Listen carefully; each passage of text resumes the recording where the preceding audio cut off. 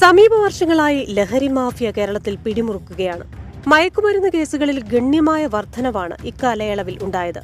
NDPS ആക്ടിനു കീഴിൽ 2020 4968 കേസുകളാണ് register ചെയ്തതെങ്കിൽ 2021 5695ആയും 2022 26619ആയും 2023 30697ആയും 2024 27530ആയും കേസുകളുടെ എണ്ണം ഉയർന്നു.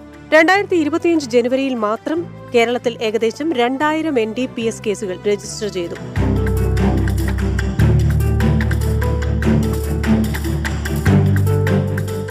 മയക്കുമരുന്നുമായി ബന്ധപ്പെട്ട കേസുകളിൽ എറണാകുളം ജില്ലയാണ് സംസ്ഥാനത്ത് മുൻപന്തിയിൽ.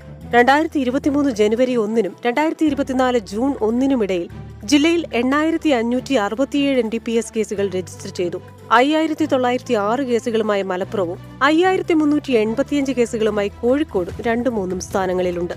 കൌമാരക്കാർക്കിടയിലെ മയക്കുമരുന്ന് ഉപയോഗ കേസുകളിൽ 82% കഞ്ചാവുമായി ബന്ധപ്പെട്ടതാണ്. ഇവരിൽ 75.66% പേർ സിഗരറ്റ് വലിച്ചിരുന്നവരാണെന്നും മാനസിക സമ്മർദ്ദം നേരിട്ടപ്പോഴാണ് ഇവരിൽ 35.16% പേർ മയക്കുമരുന്നിലേക്ക് തിരിഞ്ഞതെന്നുമാണ് കണ്ടെത്തൽ.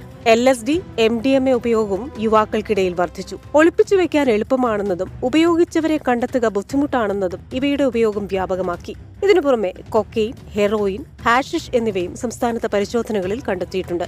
ഈ വർഷം ജനുവരി, ഫെബ്രുവരി മാസങ്ങളിൽ കേരളത്തിൽ നടന്ന 63 കൊലപാതകങ്ങളിൽ 30 എണ്ണം മയക്കുമരുന്നുമായി ബന്ധപ്പെട്ടതാണെന്ന് പോലീസ് പറയുന്നു. റിസർച്ച്